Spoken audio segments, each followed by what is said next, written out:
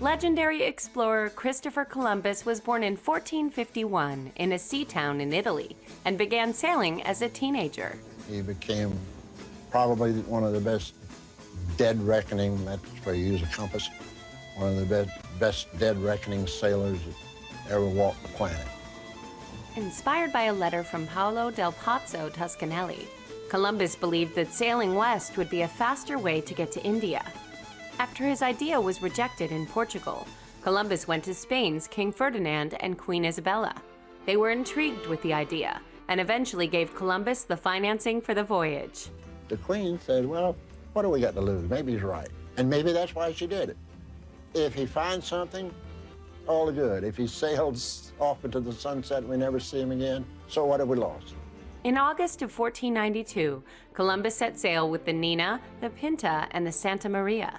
After 2 months, Columbus and his crew arrived in the present-day Bahamas, convinced this was India. They were greeted by the native population, and Columbus couldn't help but notice the gold they were wearing. He had to prove that there was wealth there to justify himself to Ferdinand and Isabella. He had to bring back gold, he had to bring back spices. After establishing a settlement on what is now Haiti and the Dominican Republic, then called Hispaniola, Columbus set sail for Spain. Of course, he's immediately famous, he becomes a great hero, and the Spanish king and queen then have to decide how to exploit this great possibility that has come their way. So immediately they take their great heroic Captain Columbus and they put him in charge of a new voyage, which will be a voyage of colonization. Upon arriving back in the Caribbean, Columbus found the settlement destroyed. Columbus enslaved the indigenous people, forcing them to mine for gold and rebuild the settlement. But the New World was not the golden paradise Columbus had promised. Conditions were poor and deteriorated further when Columbus left the settlement to explore the other Caribbean islands.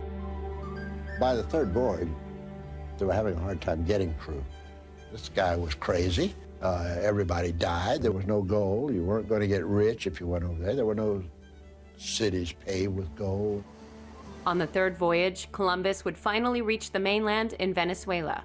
But due to the mismanagement of Hispaniola, King Ferdinand had him arrested and returned to Spain. Though he was never convicted, Columbus had lost his titles and most of his wealth. After a final, unsuccessful voyage, he returned to Spain in 1504 and spent the last 2 years of his life bitter and disillusioned. He felt that the Spanish crown had not treated him as well as they should have. I think Columbus probably went to his grave still believing that what he had found was Asia.